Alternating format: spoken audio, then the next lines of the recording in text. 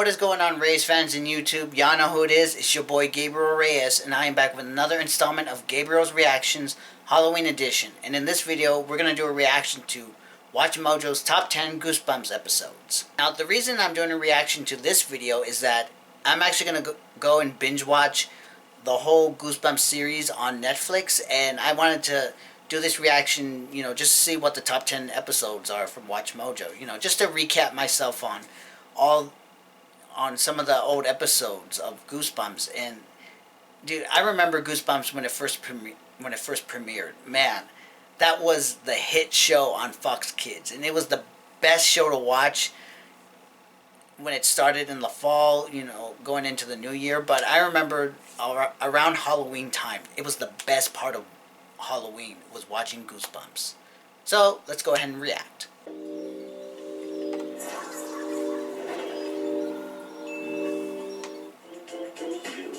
Oh, that theme song. Based on the children's horror fiction novellas, this anthology TV series sure knew how to bring on the scares. Oh. Know anything about gnomes? Oh god, those long gnomes. Welcome to Watchmojo.com, and today we're counting down our picks for the top 10 Goosebumps episodes.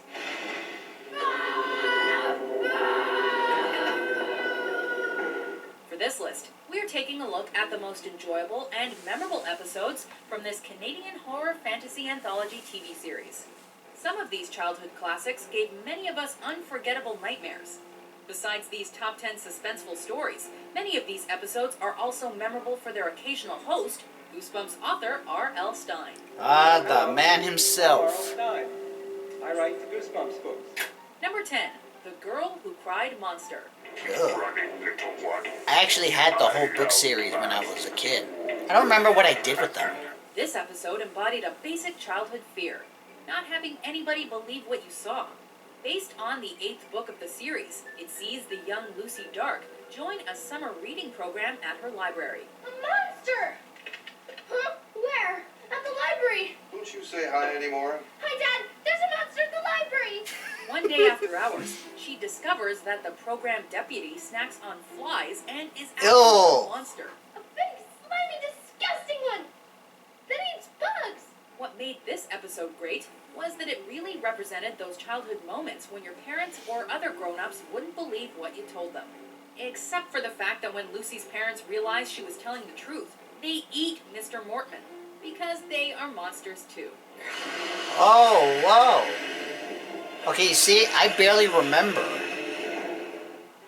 Number 9, A Night in Terror Tower, Parts 1 and 2. When in London, see Terror Tower. A nice place to visit, but you wouldn't want to stay too long. Whoa. I'd like to see the tower where they lock people up and torture them. What's scarier than being separated from your group? If Scooby-Doo taught us anything, that's the first thing you've got to avoid. We lost our tour group. Can you show us the way out? In this episode, siblings Sue and Eddie go on a castle tour in England, get separated in a barred cell in the Terror Tower castle, and are chased by a medieval executioner. My brother. Let us face the executioner's axe with dignity. What made this story great was that it heightened that childhood terror of being on your own way too soon. Why do parents let their children go off on their own? Like a good fairy tale, though, these siblings meet a sorcerer and discover their medieval royalty on the run through time to avoid being killed. You are not. Huh. Eddie. And Sue. What? You are Edward and Susanna. Prince and Princess of York. Number 8, Welcome to Dead House, Parts 1 and 2. Welcome to Dead House. I think you're going to like your new house. Kids are often afraid of moving to a new home, but sister and brother duo Amanda and Josh's fears are beyond justified when they learn that all of the residents of their new neighborhood tragically died in a chemical factory accident. Great. Oh. In a place that's totally dead.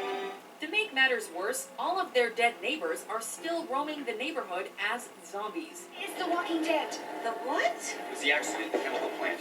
All those who were contaminated, they became the living dead. And now they need the first blood of the living. Huh. This episode took that classic childhood fear of moving away from one's friends literally to the dead of nowhere. Moral of the story, there's no place like home. Especially if it's filled by people who turn into zombies.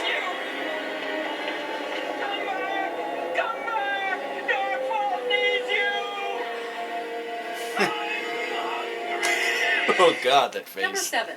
The Werewolf of Fever Swamp, Parts 1 and 2. I remember this one. Did you ever think that you would be spending your teenage years in a place like Fever Swamp? As we discovered with the previous entry, we all know that moving sucks when you're growing up. You live here? I didn't know I think if every kids kid lived relates here. to that. People usually don't move into Fever Swamp. They move out. In this episode, Grady moves to a swamp and reluctantly makes a new friend and adopts a pet dog in the same week. Oh, come on, Dad. Life in the country is not complete without a dog. But suddenly, neighborhood animals are mysteriously being killed. When Grady tries Whoa. to figure out whether his pet is a werewolf or not, he quickly and painfully learns that it's actually his new human friend who's the werewolf. If anything, this Goosebumps episode left many of us with trust issues. Oh wow. Get away! Will! Get away, Grady! You're the werewolf. I don't want to hurt This you. one I Can't help vaguely myself, remember. Grady. Number 6. One Day at Horrorland, Parts 1 and 2. Welcome to Horrorland. It looks like they're selecting episodes that are like part 1 and 2. Kids hate long road trips, especially when they feel there's no escape. The Horrorland horrors welcome you to Horrorland? What's a horror? The Morris kids suffered this when their parents took them to an amusement park controlled by monsters. I thought I heard a scream. Hey, it's Horrorland. What do you expect? While this part of the storyline was creepy enough as is, the episode shockingly ended with the family driving off a cliff. Whoa. Seriously? Right as every viewer was about to be emotionally scarred for life, it's revealed that this is a show within a show, ending with monsters watching and discussing how horrifying humans are. Truly the equivalent of the Twilight Zone of the 90s. I am sick of these Wow. human shows. Ugh. Well, perhaps. That felt like a you Twilight can Zone. talk. Number 5. Say cheese and die. Say cheese. Dude, Cheddar. that's Ryan Funny Gosling. likes being the source of problems. In this episode, Greg finds an exotic camera hidden in the walls of an abandoned factory and shares his discovered camera with his friends. Say cheese. Cheese. Okay, this After he this takes one. pictures of them, they all soon suffer misfortunes that were foreshadowed in the photographs. Greg inadvertently causes harm to his loved ones by merely taking photos of them. But dude, Ryan Gosling. Pictures. I didn't know he made an appearance in this show. Stupid camera. Oh, and that is a little Ryan Gosling as Greg. Oh man. Weird.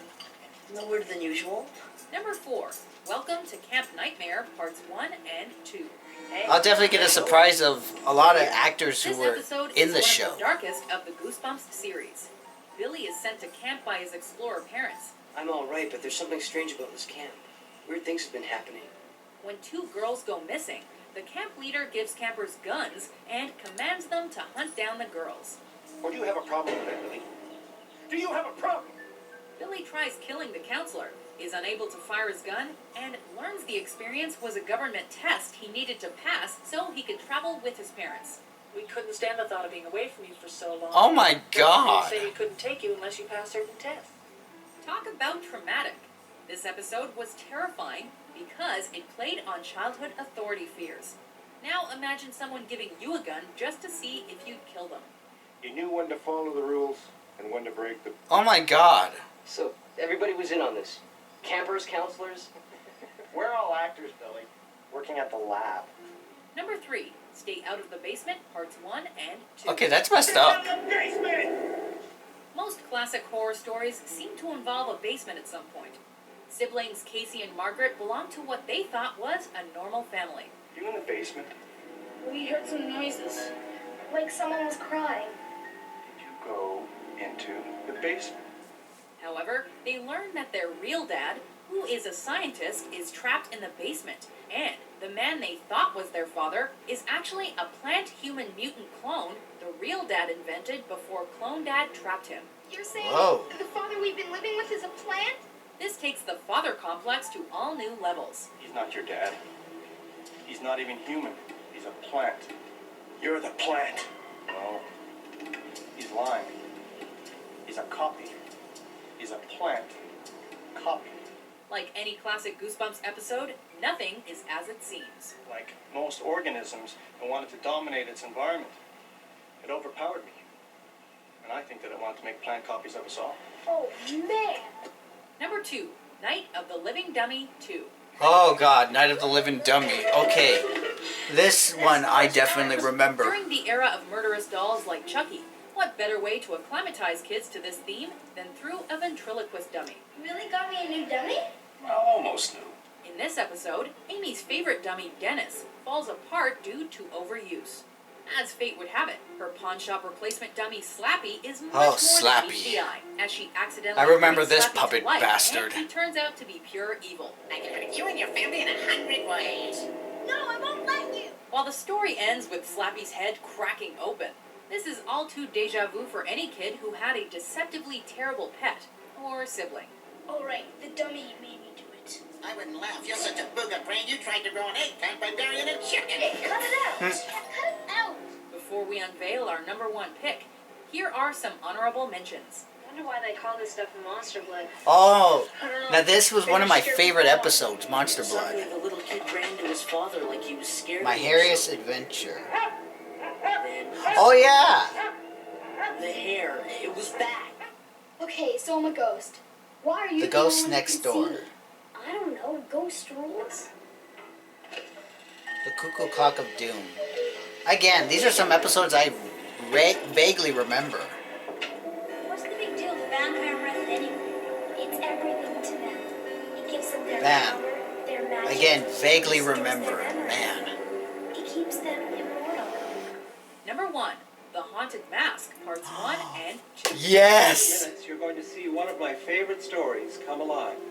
Ever been told not to make a face because it'll get stuck that way? Mom, it's me. This was actually the very first Tired of episode. school bullies, Carly Beth buys a mask from a mysterious shop to frighten her tormentors. Please take off that mask, Curly Beth, please. Okay, don't have a fit. Caught up in this ability to terrify, her personality changes. Gotcha. Should have seen your face. It was the best. Eventually, the mask becomes stuck to her, and she's cursed with this gruesome face. I want it off! I want it off now! Oh man. Off me! I hate this face! I hate this face! I hate it! I hate it! This episode was the premiere story of the Goosebumps series, and while Carly Beth was featured in a sequel, this tale is the best. What's scarier than being not liked by anyone? Being scary to everyone. Forever. No, I Yeah. want my fist back! I want my fist! I want myself! Ah! Well, awaken them. Whoa. Do you agree with our list? What are your favorite Goosebumps episodes? I'm working on something that is very, very unusual. For more excellent top 10s published every day, be sure to subscribe to WatchMojo.com.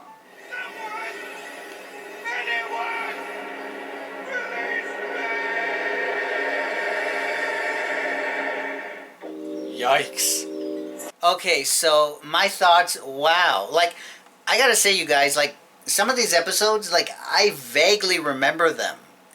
Like, seriously, I vaguely remember some of these episodes. But one of the honorable mentions, the Monster Blood, that was actually one of my favorite episodes. Again, Monster Blood, and also its sequel episode, more Monster Blood. I remember that episode, because who could forget, like, it was pretty much green slime. And wow, I had no idea that Ryan Gosling made an appearance in Goosebumps. Like, well, again, it would be obvious because, you know, the show was filmed in Canada, so, you know, so I bet you a lot of the actors that we know today, a lot of Canadian actors, I bet you most of them appeared on Goosebumps. I bet when I go binge watch, I'm definitely going to see quite a bit of actors, like, when they were, like, kids or teenagers on the show. So these top 10s were actually pretty good. Like I said, half of these episodes I remember and vaguely remember. It's been quite a long time, because the last time I watched, like, a full episode of Goosebumps was back when Cartoon Network had the syndication rights, in which they would premiere they would show Goosebumps throughout all of October. I remember that because I remember all the promos of Goosebumps being on Cartoon Network at that time when they had the syndication rights to it.